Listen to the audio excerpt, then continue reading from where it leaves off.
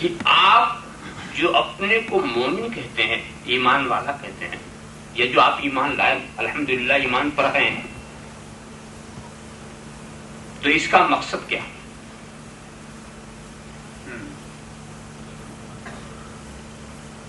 مومن کہنے کا مقصد کیا ہے؟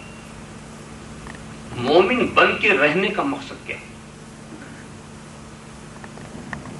میں نہیں سمجھتا کہ کون کس مقصد سے مسلمان ہوا ہے، یہ تو آپ ہی سوچیں گے۔ اس لیے کہ پھر دوبارہ سوال میرا یہ ہوگا کہ جس مقصد سے آپ ایمان لائے، کیا وہ مقصد آپ کو مل گیا؟ اسلام کو جس مقصد سے آپ نے قبول کیا، کیا وہ مقصد آپ کو مل گیا؟ اب اگر آپ نے یہ کہہ دیا کہ نہیں وہ مقصد تو ابھی ہمیں نہیں ملا، تو پھر میرا تیسرا سوال ہوگا، یہ آپ کی خامی ہے یا اسلام کی ہے؟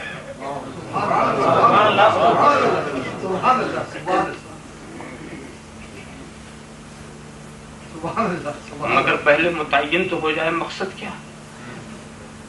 اگر آپ نے یہ کہا کہ ہم اس لیے مسلمان ہوئے ہیں تاکہ ہمیں زندگی کی راحتیں میسر آئیں، ہم بے گھر ہیں گھر والے ہو جائیں، ہم ننگے ہیں لباس والے ہو جائیں، ہم مستور ہیں بہترین تاجر ہو جائیں، ہم مملوک ہیں کہیں کے بادشاہ ہو جائیں، ریاست کے لیے، سلطنت کے لیے، عمارت کے لیے، دنیا کی عیش و عشرت کے لیے، شہنشاہیت کے لیے ہم نے اسلام اس لیے قبول کیا ہے۔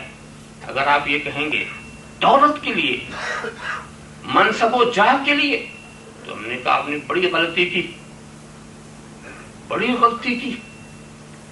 دولت کے لیے تجھے مسلمان ہونے کی کیا ضرورت تھی؟ تو قارون بھی تو بن سکتا تھا، تو فرعون بھی ہو سکتا تھا، تو نمرود بھی ہو سکتا تھا۔ آج بھی غیروں کے پاس دولت زیادہ ہے، سرمایہ زیادہ ہے، تو اس کے لیے تم نے اسلام کیسے قبول کیا؟ سوچنے کی بات ہے۔ میں تھوڑا سا ذہن آپ کا ان لوگوں کی طرف لے چلوں جنہوں نے دولت کے لیے اسلام قبول نہیں کیا، اسلام کے لیے دولت چھوڑ دی، گھر کے لیے اسلام قبول نہیں کیا، اسلام کے لیے گھر سے نکل گئے، کھانے پینے کے لیے اسلام قبول نہیں کیا، اسلام کے لیے بھوکے پیاسے رہے، اپنی جان کو بچانے کے لیے اسلام قبول نہیں کیا، اسلام کے لیے اپنی جان قربان کر دی۔ ہمارے مخدوم سلطان سید اشرف جہانگیر سمنانی نے اسلام کے لیے اپنے سلطنت پر ٹھوکر لگا دیا۔ اسی لیے صدیقین اولیاء میں دو بزرگوں کا شمار ہے، ایک حضرت سلطان ابراہیم ابن ادہم اور سلطان سید اشرف جہانگیر سمنانی، جنہوں نے ترک سلطنت کیا۔ اس لیے یہ اپنے توکل اور اپنے ایمان میں اس درجے پر پہنچے ہوئے تھے، انہوں نے اسلام کے لیے سلطنت کو ٹھوکر مار دی۔ اب بات تو وہ تو بڑے اونچے لوگوں کی ہو گئی، میں اپنے تعلق سے پوچھ رہا ہوں، آپ اپنے تعلق سے غور کریں کہ آخر آپ نے کس لیے اسلام کو قبول کیا؟ جب یہ سوال کبھی بھی کیا جائے گا، بھئی کوئی بھی بے مقصد تو کام ہونا نہیں چاہیے، کوئی مقصد تو ہونی چاہیے، تو جس کا جیسا تصور آخرت ہوگا ویسے ہی وہ جواب دے گا۔ وہ یہ کہے گا کہ ہم نے اسلام اس لیے قبول کیا ہے کہ ہمیں دین و دنیا کی صلاح و فلاح مل جائے، ہم نے اسلام اس لیے قبول کیا ہے کہ ہمیں بلندی چاہیے، برتری چاہیے، عظمت چاہیے۔ کوئی کہتا ہے ہمیں آخرت کی کامیابی چاہیے، مغفرت چاہیے۔ بہرحال جو مقصد لے کر کے آپ نے اسلام کو قبول کیا، کیا وہ مقصد مل گیا؟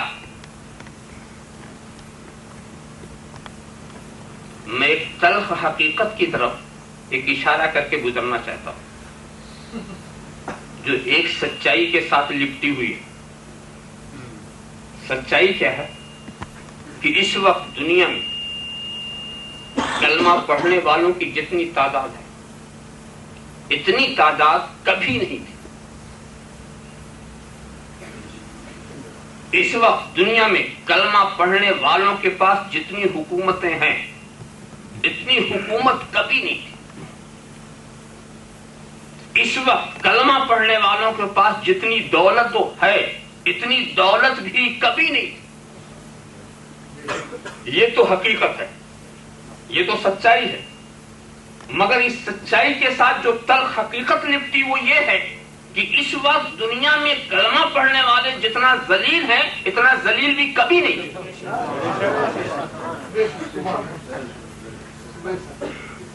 کیا بات ہے. اسلام تو عزت دینے آیا تھا، اسلام تو یہ مطمئن کر چکا تھا کہ برتری تمہارے لیے ہے، عظمت تمہارے لیے، بلندی تمہارے لیے، سرفرازی تمہارے لیے، فیروز بختی تمہارے لیے، خوش بختی تمہارے لیے ہے. بس قولوا لا الہ الا اللہ تفلحوا، لا الہ الا اللہ کہہ دو تم کامیاب ہو جاؤ گے. لا الہ الا اللہ، کیا بات ہے کہ ہم لا الہ الا اللہ کہہ رہے ہیں مگر کامیابی نہیں مل رہی ہے. لا الہ الا اللہ کہہ رہے ہیں مگر کامیابی نہیں مل رہی. بات کیا دوستو؟ جس اسلام نے کامیاب کیا ہے پہلے کے مسلمانوں کو، ایسی بات نہیں کہ اسلام نے کامیاب نہیں کیا. جو پہلے مخاطب تھے اس ارشاد کے انہوں نے کامیابی دیکھ لی اور کامیاب رہے. مگر یہ کیا بات ہے، وہ اسلام جس نے پہلے کے مسلمانوں کو کامیاب کیا، سرفراز کیا، سربلند کیا، جن کا یہ حال دیکھنے میں ایک پوشیدہ کپڑوں کے اندر، کمبل کے خیموں کے اندر، ریگستان کا تھپیڑا کھانے والے، کھانے پینے کے اسباب بھی کم، اسلحے بھی کم. مگر دوستو وہ بھوکے پیاسے، وہ عرب کی ریت پر بسیرا لینے والے، وہ گرم گرم ہواؤں کو کھانے والے جب چلے، اونٹ کی لگام پکڑ کر چلے تو ان کا قدم کوئی روک نہیں سکا. وہ بڑھے تو بڑھتے ہی چلے گئے، بڑھے تو بڑھتے چلے گئے. قیصر کو روند ڈالا، کسرا کو پامال کر دیا. دی اذانیں کبھی یورپ کے کلیساؤں میں، کبھی افریقہ کے تپتے ہوئے صحراؤں میں. دشت تو دشت ہے، دریا بھی نہ چھوڑے ہم نے، بحر ظلمات میں دوڑا دیے گھوڑے ہم نے. ذرا سا غور کرو، تھا جو مسلمان ان اونٹ کی لگام لے کر چلنے والے چلے تو ان کے قدم کو کوئی روک نہ سکا.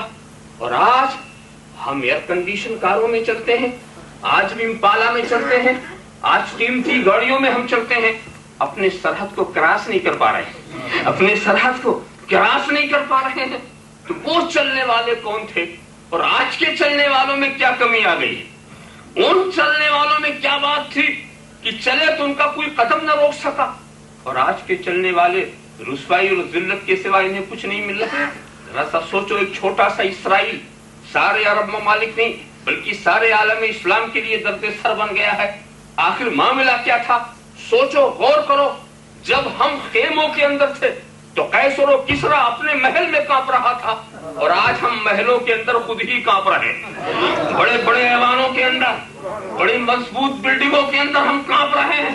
اور جب ہم خیموں میں تھے، پھٹے پرانے حال میں تھے، اس وقت قیصر و کسرا ہم سے کانپ رہا تھا. وہ آخر وہ کیا بات تھی جس نے ان کو اتنا سربلند کیا تھا؟ آخر وہ کیا بات تھی جس نے ان کو اتنا سرفراز کیا تھا؟ وہ کون سی چیز تھی جس کی حیبت سے قیصر بھی لرز رہا تھا، کسرا بھی لرز رہا تھا؟ اب اسی چیز کو تلاش کرنا ہے. وہ ہمارے اندر ہے کہ نہیں ہے؟ اب اسی چیز کو تلاش کرنا ہے دوستو. اسے دولت سے ہم نے قیصر و کسرا کو پامال نہیں کیا، ہم نے اپنی ظاہری قوت سے قیصر و کسرا کو پامال نہیں کیا. کوئی اور طاقت تھی جس نے بڑھایا، آگے بڑھایا، اور بڑھے بڑھتے ہی چلے گئے. تو دوستو بس بات صرف اتنی تھی کہ وہ جب بڑھنے والے بڑھے تھے تو ان کے ہاتھوں میں اونٹوں کی لگام تھی، زبان پر ذکر الہی تھا، دل میں عشق مصطفیٰ تھا. مصطفیٰ کا عشق لے کر چلے تھے، رسول کی محبت لے کر چلے تھے، سرکار کی سے وارفتگی کا جذبہ لے کر چلے تھے. اور دوستو عشق کے قدم کبھی پیچھے نہیں ہٹتے، عشق کے قدم کبھی پیچھے نہیں ہٹتے، عشق کا نشہ کبھی سر سے نہیں اترتا. عاشق بڑھا چلا جاتا ہے، دیوانہ آگے بڑھا چلا جاتا ہے، پیچھے مڑ کے بھی نہیں دیکھتا کہ تالی بجانے والے کون ہیں، پتھر پھینکنے والے کون ہیں۔ پتھر پھینکنے والے ہمیشہ پیچھے ہی رہتے ہیں، دیوانہ بڑھتا ہی چلا جاتا ہے۔ اور وہی جذبہ تھا، وہی چیز تھی جس نے ان کو سرفراز کیا، جس نے ان کو سر بلند کیا۔ تو دوستو، اگر تم سر بلندی چاہتے ہو، اگر تم سرفرازی چاہتے ہو، تو صرف اس کی ایک ہی شکل ہے کہ تم اپنے محبوب کو راضی کر لو، اپنے محبوب کو راضی کر لو۔ رسول عربی کو اگر حبش کا غلام راضی کرتا ہے تو اس مقام پر پہنچتا ہے کہ قریش کا فاروق اعظم اسے اپنا آقا کہتا ہے۔